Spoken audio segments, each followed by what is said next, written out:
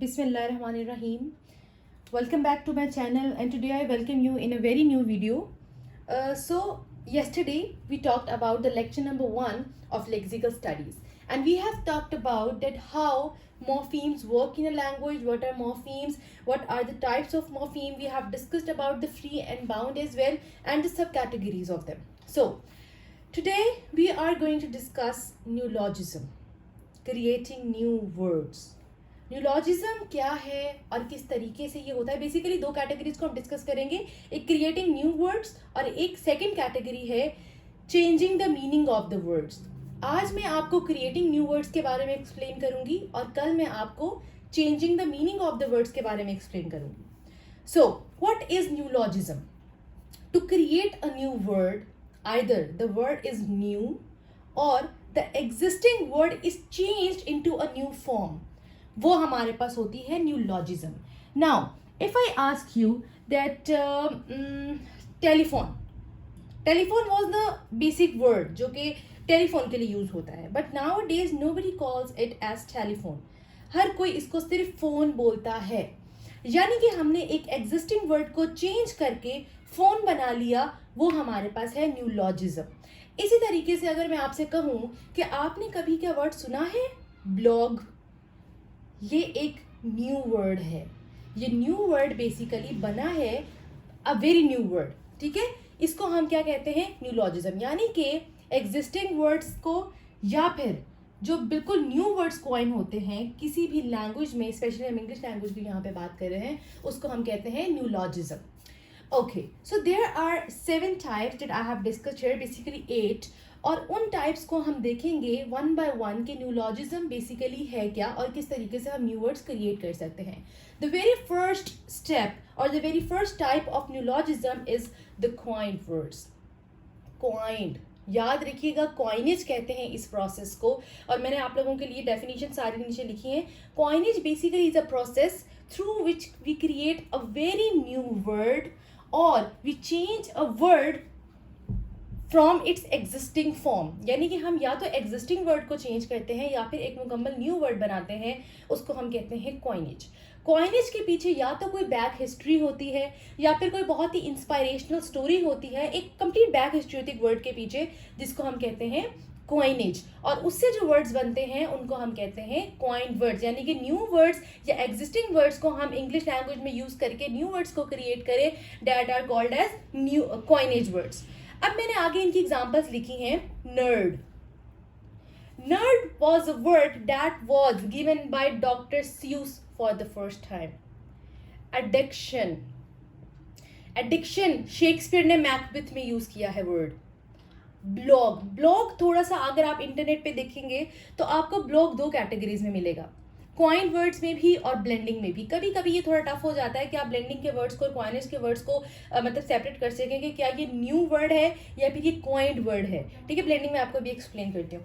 तो blog basically आपको कभी कभी ब्लेंडिंग में भी मिलेगा, कॉइन में भी, but basically it is a coined word. अक्सर लोगों की ये मिसकंसेप्शन है कि blog is the combination of website and log. ये रॉन्ग है. ठीक है, बेसिकली ये जो हमारे पास ब्लॉग है, ये वेब ब्लॉग था पहले वर्ड, वेब ब्लॉग. इसको एक और पीटर ने इसको लिखा वी ब्लॉग करके, WE अलग कर दिया और ब्लॉग अलग कर दिया, जिसकी वजह से बाद में ये खाली ब्लॉग कंसिडर किया जाता था और अभी हम इसको ब्लॉग बोलते हैं. तो basically blog is a coined word, it's a very new word. Mentor, ये होमर ने अपनी ओडेसी के अंदर ये वर्ड यूज किया है. क्वार्क, जॉयस ने ये वर्ड कॉइन किया. यानी कि आप न्यू वर्ड लाते हैं डिक्शनरी में या फिर इंग्लिश लैंग्वेज में, उसको हम कहते हैं coined words. I hope that this process is clear. Next हमारे पास है acronyms. Now if I talk about acronyms तो मैं इसको और एब्रीविएशन में डबल भी आता है, आई हैव मिस्टेक. तो एक्रोनिम्स और एब्रीविएशंस मैं आपको साथ साथ समझाती हूँ. देखें, एक वर्ड है, for example www. Now, www is an abbreviated form, World Wide Web. लेकिन हम उसको www पढ़ते हैं.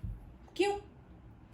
अपनी कन्वीनियंस के लिए उसके इनिशियल लेटर्स को प्रोनाउंस करना बट कंप्लीटली, WWW। मैं इसको वो नहीं पढ़ सकती, या मतलब मैं इसको साउंड से प्रोड्यूस नहीं कर सकती। मैं इनके इनिशियल लेटर्स को, इसकी शॉर्ट एंड फॉर्म को एक अलग अलग सेपरेटली पढ़ूंगी हर अल्फ़ाबेट को। मैं IT को इट नहीं पढ़ सकती, मैं CV को स्व का साउंड देकर नहीं पढ़ सकती, यानी कि मैं इन सबको इंडिविजुअली प्रोनाउंस करूंगी।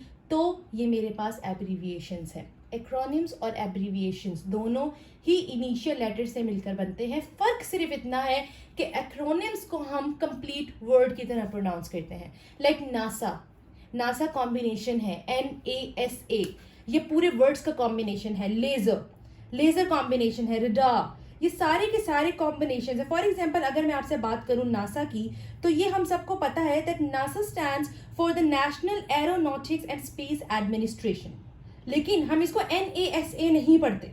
क्यों नहीं पढ़ते? क्योंकि ये एक्रोनिम है और हमने इसको बार बार यूज करके इसको नासा बना दिया है। अब लेज़र किसी को, बहुत से कम लोग हैं जो कि इंग्लिश लिंग्विस्टिक्स से जिनका ताल्लुक नहीं है, most of the people don't know कि लेज़र इज एन एक्रोनिम। क्योंकि लेज़र की अगर आप फुल फॉर्म की तरफ जाएं, you will found that light amplification by stimulated emission of radiation. इसी तरीके से रडार की भी फुल फॉर्म है लोकल एरिया नेटवर्क, और जिसको हम लैन बोलते हैं। ये yes, there is a very good example of GIF। देखिए GIF बेसिकली अगर मैं बात करूं, आज के दौर में हम व्हाट्सएप पे ये जो सेंड करते हैं तो हम नॉर्मली इसको पढ़ते हैं जिफ। कोई भी इसको GIF नहीं बोलता, जिफ बोलते हैं, ठीक है। हालांकि जिफ जो है ये एक एक्रोनिम है, stands for the graphics interchange format. इसी तरीके से फीफा, ATM, और जैसे आप देखें PhD, BA, BSc, BBA, अब ये सब हम पढ़ते हैं as a, you can say, एक वर्ड के तौर पे पढ़ते हैं। तो ये सारे हमारे पास क्या है? एक्रोनिम्स। और जो एब्रीविएशंस, अब सॉरी मैंने आपको BA और BSc वगैरह मैंने आपको ये एक्रोनिम में बता दी। BA, BSc, PhD ये सारी एब्रीविएशंस हैं क्योंकि हम इनको सेपरेटली पढ़ते हैं। तो क्या आपको इस चीज़ से पता लगा कि acronyms and abbreviations is a process by which we make a new word by shortening the form of the word or a phrase. Acronym की definition है an abbreviation formed from the initial letters of other words and pronounced as a word. The only difference between the acronym and the abbreviation is that you pronounce the complete word in the acronym, but while comes to the abbreviation, you have to pronounce each alphabet separately. IT, information technology, आप इसको IT नहीं पढ़ेंगे, ठीक है। Curriculum वाइटा, इसको भी आप CV, CD, personal computer, compact disc, ये सब आप पूरे अल्फ़ाबेट से पढ़ेंगे, आप इसको कभी भी एक वर्ड बना के नहीं पढ़ेंगे। This is the difference between acronym and abbreviation. अब हम बात करते हैं क्लिपिंग की। क्लिपिंग बेसिकली ऐसा प्रोसेस है जिसके थ्रू हम किसी भी वर्ड की स्टार्टिंग को, बिगिनिंग को, एंडिंग को या मिडल पार्ट को क्लिप कर देते हैं। मिडिल पार्ट को नहीं, मतलब बिगिनिंग को और एंडिंग को क्लिप कर देते हैं, मतलब कट कर देते हैं, कट ऑफ कर देते हैं अपने कन्वीनियंस के लिए, उसकी शॉर्ट फॉर्म बनाने के लिए। For example, from the very start of the video I mention the word telephone. अब जो टेलीफोन का वर्ड है वो क्लिप्ड वर्ड है क्योंकि हमने उसके अंदर से टेली को निकाल दिया है। क्लिपिंग का मतलब है ऐसा प्रोसेस जिसके थ्रू हम किसी भी वर्ड को शॉर्ट कर देते हैं by cutting off the initial और the final part of that word, ठीक है। तो अब देखें, मैंने आप इसकी अच्छे 3 टाइप्स हैं। 3 टाइप्स कौन कौन सी हैं? Fore clipping, then we have back clipping and then middle clipping.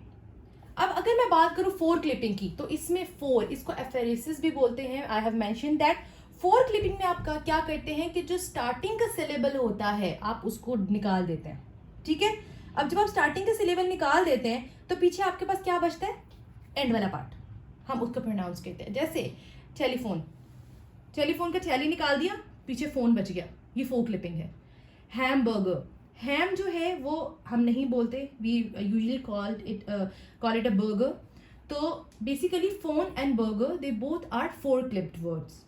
इसी तरीके से अगर मैं बात करूं आपसे, auto bus is the full name of bus, but हम उसको बस बोलते हैं, ठीक है। और caravan we called is van. तो फोर क्लिपिंग बेसिकली अगर हम cut first syllable beginning part erase कर दें किसी भी वर्ड का, वो हमारे पास रह जाता है फोर क्लिपिंग में। अब हम बात करते हैं एपोकुपेशन यानी कि बैक क्लिपिंग की, दिस वन। अब बैक क्लिपिंग हमारे पास है कि हम किसी भी वर्ड का लास्ट यानी कि फाइनल सिलेबल को कट कर दें। जैसे कि we have a word photograph, photograph में से ग्राफ को इरेज कर दो, पीछे क्या बचेगा? फोटो। इसी तरीके से एप्लीकेशन को हम एप्स बोलते हैं, ठीक है, ऐप। तो वो क्या, एप्लीकेशन का लोकेशन काट देंगे तो पीछे क्या बचेगा? ऐप, जो कि हम नॉर्मल यूज करते हैं। इसी तरीके से बैक क्लिपिंग में कौन सी? Yes, gasoline.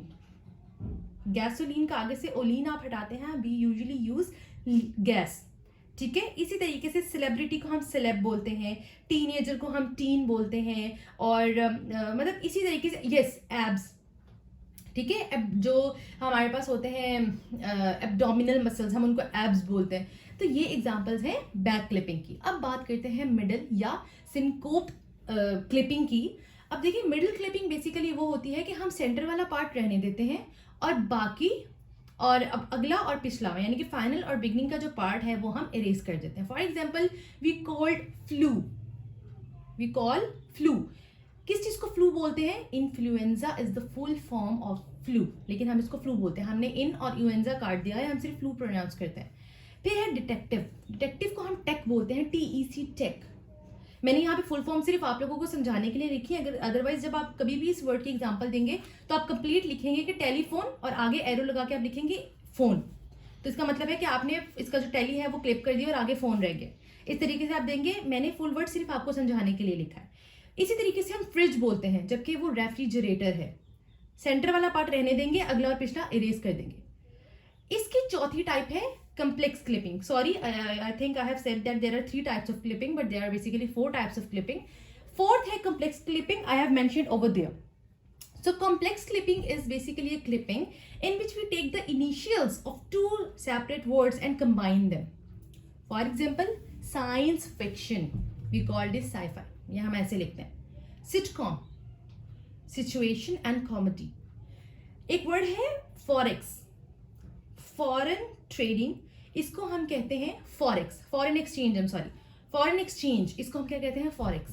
तो ये वर्ड्स जो कि हम इनिशियल्स ले लेते हैं किसी भी 2 वर्ड्स का, उसको हम क्या कहते हैं? कॉम्प्लेक्स क्लिपिंग, ठीक है। अब ये हमारा हो गया क्लिपिंग भी। I hope that you have these 4 processes clear. If not then you can ask in the comment section again. Next हमारे पास है blending.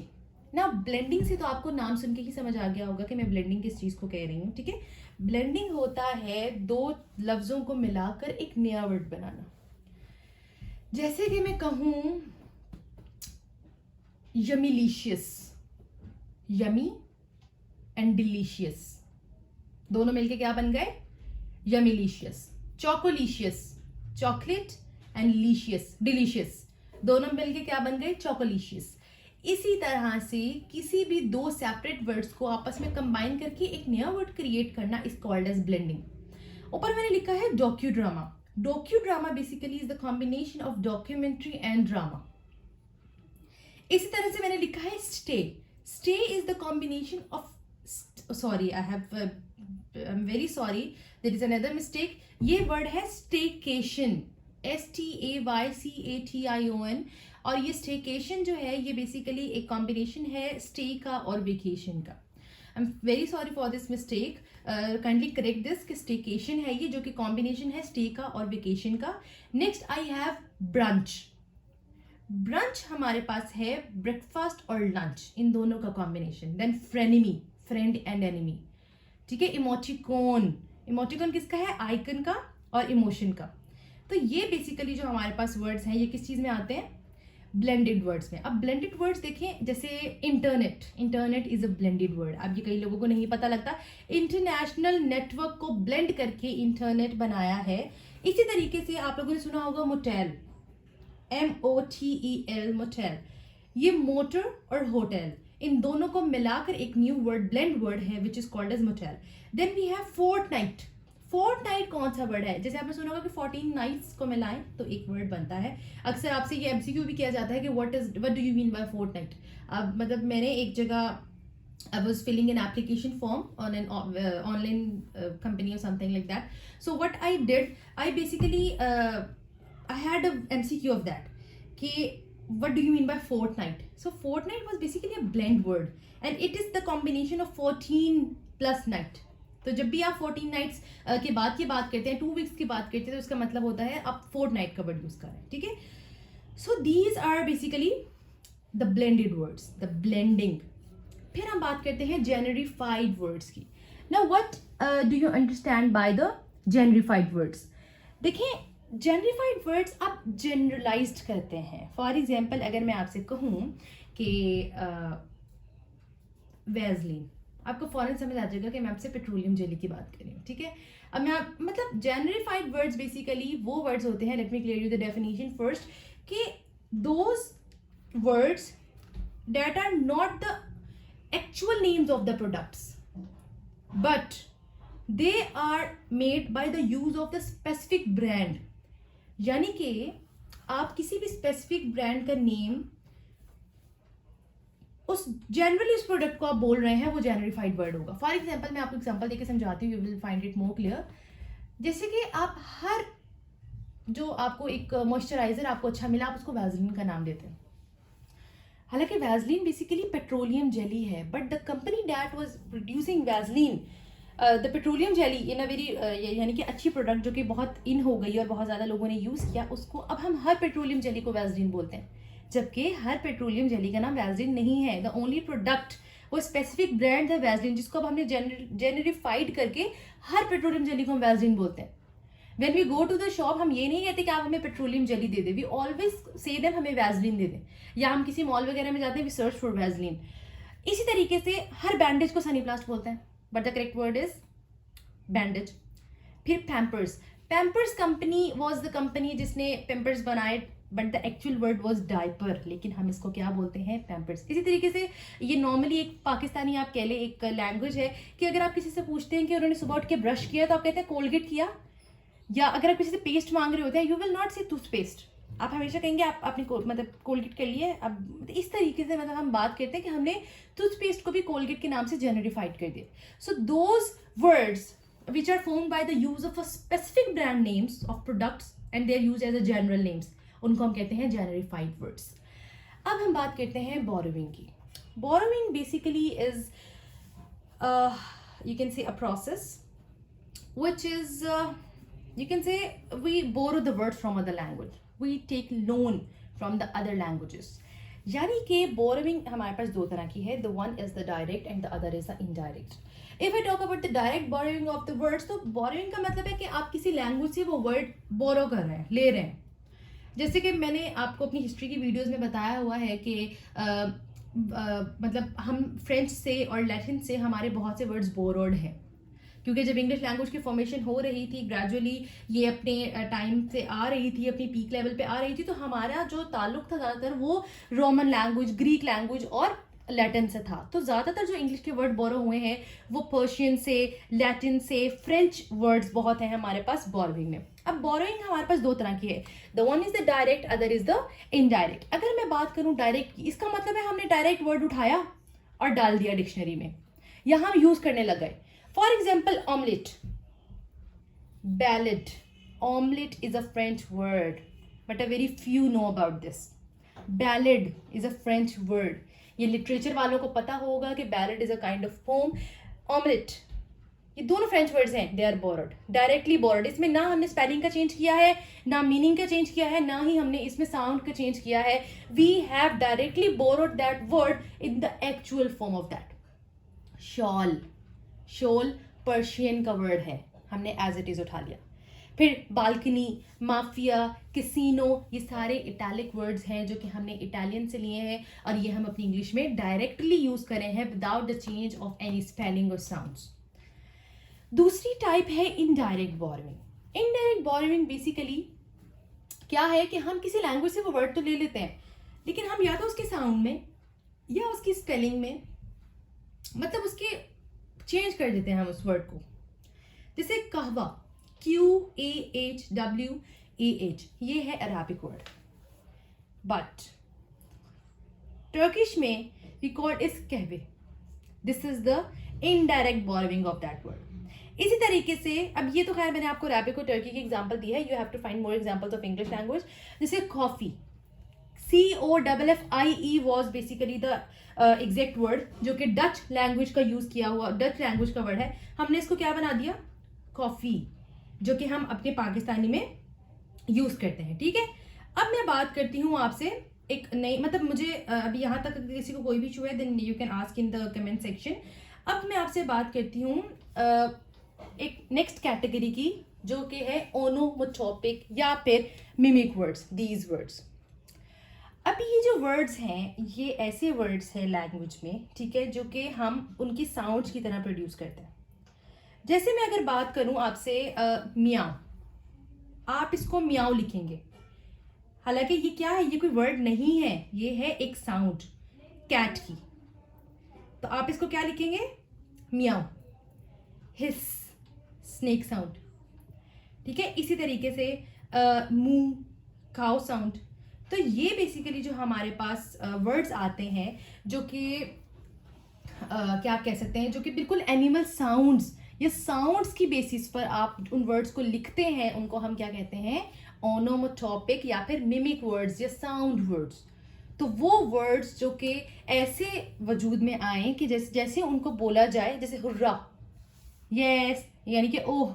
So these are the words that are basically pronounced by the sounds of the speaker, ठीक है। ज़्यादातर ये animal sounds होते हैं, जैसे म्याऊ, हिस और मू और क्वैक और इस तरीके के जो साउंड होते हैं वो सारे किस में आते हैं, ओनोमोटोपिक में।